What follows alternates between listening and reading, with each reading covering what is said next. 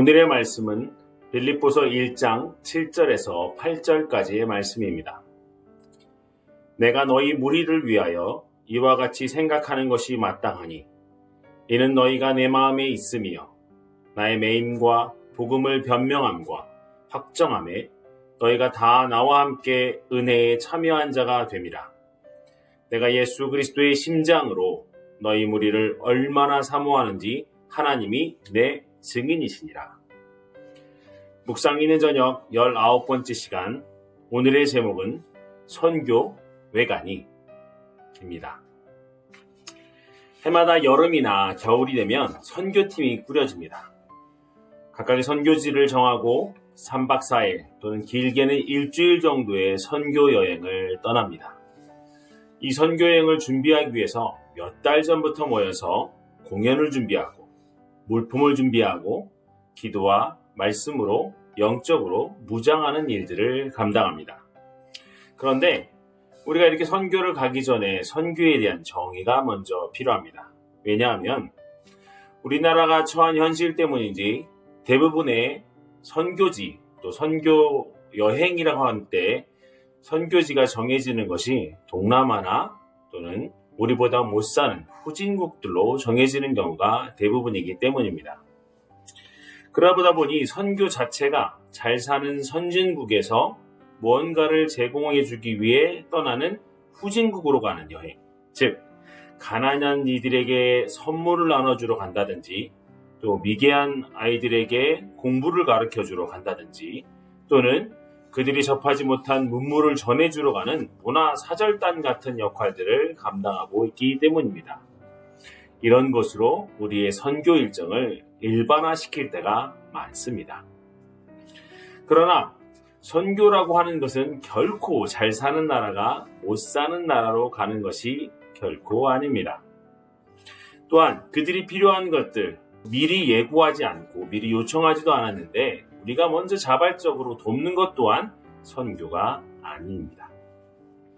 선교는 하나님의 은혜로 구원의 감격을 경험한 자들, 특별히 구원의 감격을 먼저 경험한 자들이 그 놀라운 은혜의 소식을 모르는 자들에게 찾아가 예수 그리스도의 감격을 전하는 증인된 삶 또는 자녀된 축복, 하나님의 복과 은혜, 그 모든 것들을 전하는 것, 특별히 우리 삶 가운데 누려진 예수 그리스도의 구원의 복음을 알려주는 것이 곧 선교라 할 수 있습니다.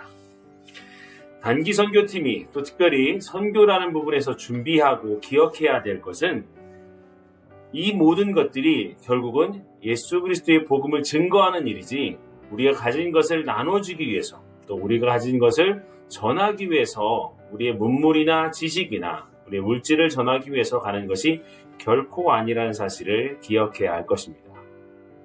두 번째로 선교팀이 기억해야 될 것이 한 가지가 있습니다. 우리는 선교를 몇 년씩 선교사님들처럼 20년씩 그곳을 향해 가지 않습니다. 짧게는 3박 4일, 또 길게는 일주일에서 2주일, 그나마 좀 길다면 한 달 정도 될까요? 그렇다는 얘기는 우리가 전해준 것에 또 우리가 반응하는 그곳에 있는 사람들은 언젠간 우리가 헤어질 것을 알고 떠난다는 얘기입니다. 즉, 우리는 잠깐 갔다 오는 것이지만 그곳에 남아있는 사람들을 생각해야 한다는 사실이죠. 화려하고 놀랍게 또 아주 소중하게 한 번도 보지 못한 잔치를 준비하고 떠납니다. 그리고 이것이 전해졌을 때 그들이 받았을 충격과 놀라움 또 그런 화려함에 대한 것들을 기대하고 떠나가죠. 그런데 그러한 만큼 선교지에서 우리가 그렇게 준비한 것을 풀어내고 전하는 것만큼 우리가 떠난 이후에 반대로 허전해지고 공허해지는 것이 있다는 사실을 아십니까? 여기에 남아있는 선교사님들이 그 모든 것을 감당해야 된다는 사실이 우리가 생각해 봐야 될 본문입니다.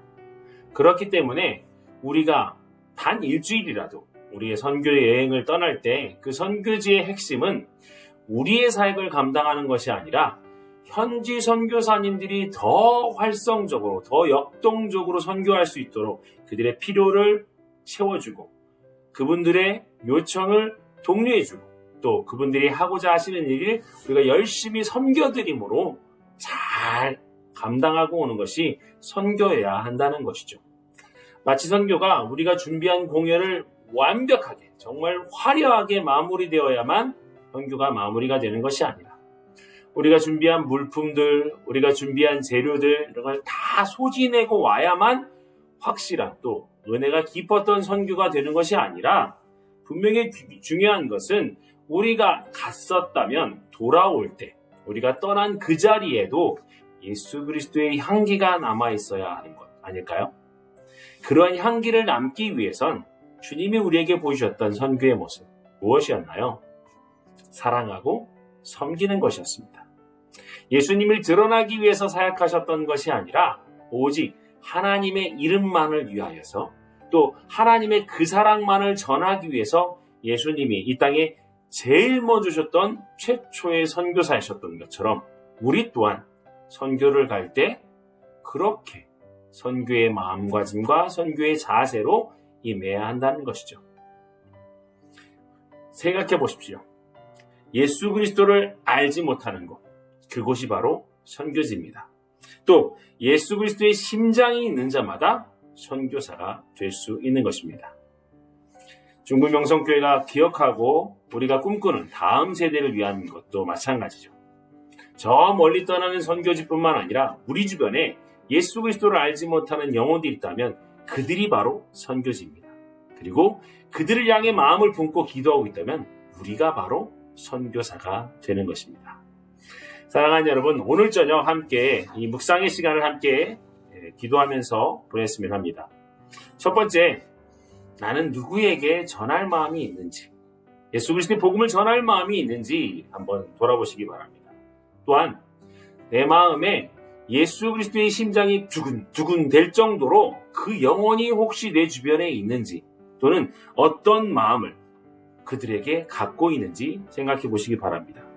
또 마지막으로 내가 지금 혹시 전하고 싶은 또 꼭 전해야 될 대상이 있다면 그 영혼의 이름을 불러가면서 한번 기도해 보시면 어떨까요? 오늘 이 묵상 있는 저녁을 통해 여러분의 삶에 선교의 의미가 또 하나님을 통한 또 예수 그리스도의 복음을 통한 놀라운 사실이 전해지기를 주님의 이름으로 축원드립니다. 감사합니다.